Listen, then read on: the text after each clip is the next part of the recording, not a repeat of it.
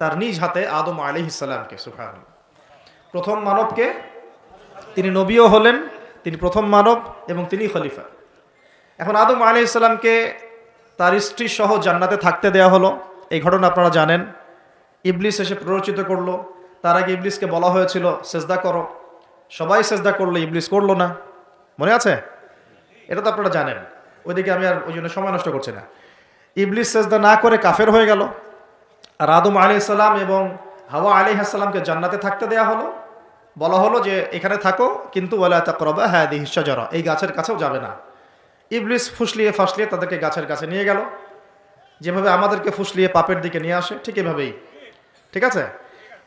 এখন আমাদের পিতামাতা একটা ভুল করে ফেললেন। মানুষ মাত্র কি হবে? আমাদের পিতামাতা ভুল করে ফেললেন। এটাই তো হাদিসের ব্যাখ্যা যে কুল্লু বনি আদম খাত্তা, প্রত্যেকটা বনু আদমেরই কি আছে? ভুল আছে। খয়রুল খাত্তাইন আত-তাওয়াবিন, যারা তওবা করে তারা হচ্ছে উত্তম ভুলকারী। তো আমাদের পিতা কিন্তু ভুলের উপর অটল থাকলেন না। ইবলিস যেমন তার মতে অটল থাকলো যে আমি সেজদা করি নাই, তো কি হয়েছে? খলাকতানি মিন নার ওয়া খলাকতাহু মিন তিন, আমাকে সৃষ্টি করেছেন আপনি আগুন দিয়ে, ওকে সৃষ্টি করেছেন মাটি দিয়ে। এটা ইবলিসের চরিত্র। যে ভুলের উপর অটল থাকে, সংশোধন করে না, সেই ইবলিসের অনুসারী। কথা বুঝতে পারছেন? ইবলিস কি এখানে সঠিক ছিল? নাউজুবিল্লাহ, কখনোই না। আল্লাহ পাক তাকে আদেশ করেছেন, আদম কিসের তৈরি সেটা তো দেখার দরকার নেই। আল্লাহ পাক আদেশ করেছেন, বাস তোমাকে সাজদা করতে হবে।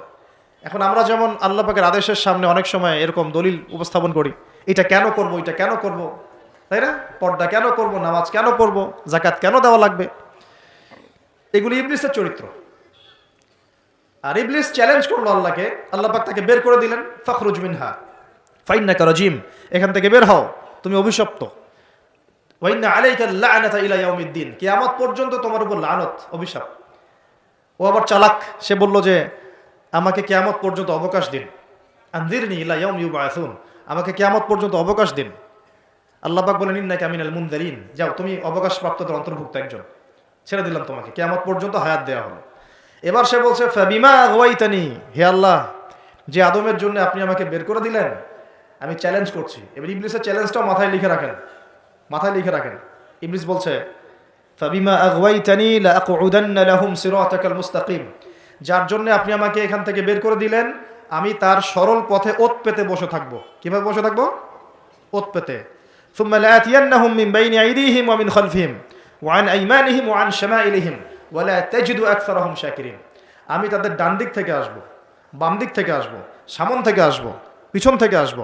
আপনি বেশিরভাগ আদম সন্তানকে শুকরগুজার পাবেন না। কে বললো এটা? ইবলিসের এই কথা সত্য না মিথ্যা বলেন তো? এখন সত্য হয় নাই? কিভাবে সত্য সেটা আরেকটা হাদিস থেকে দেখেন দলিল। আমি আর গভীরে ঢুকে যাচ্ছি। কিয়ামতের মাঠে আদম আলাইহিস সালাম, এই আদম আলাইহিস সালামই যখন উঠবেন, আদম আলাইহিস সালামকে আল্লাহ পাক ডেকে বলবেন তোমার সন্তানদের মধ্য থেকে জাহান্নামী জান্নাতি আলাদা করে দাও তো তুমি। তো আদম আলাইহিস সালাম বলবেন ইয়া আল্লাহ, কতজন জান্নাতি, কতজন জাহান্নামী? আল্লাহ পাক বলবেন প্রত্যেক হাজারে 999 জনকে জাহান্নামের জন্য আলাদা করে দাও। বলেন নাউজুবিল্লাহ।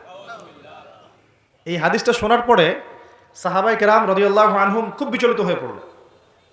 তখন নবী সাল্লাল্লাহু আলাইহি ওয়াসাল্লাম আশ্বস্ত করলেন যে ওই যে 1% জান্নাতি দেখা যাচ্ছে, এগুলো উম্মতে মুহাম্মাদের মধ্যেই বেশি হবে ইনশাআল্লাহ। তবে কোন উম্মতে মুহাম্মাদি যে নামাজ পড়ে না, রোজা রাখে না, যাকাত দেয় না, শরীয়তের বিধিবিধানের কোনো পরোয়া করে না, কোরআনটা পর্যন্ত তেলাওয়াত করতে চাচ্ছে না, সেই উম্মতে মুহাম্মাদি কথা বলা হচ্ছে কি? নাকি যারা নিজেদের জান মাল সময় শ্রম সবকিছু ঢেলে দিয়ে দিনের জন্য নিজেকে নিবেদিত প্রাণ করে, কাদের কথা বলা হচ্ছে? এটা আপনারা নিজেরাই বোঝেন, এটা তো আমার বোঝানোর দরকার নাই। এখন বুঝেন তাহলে পার্সেন্টেজটা কত হবে। তো ইবলিসের কথা তাহলে সত্য হলো।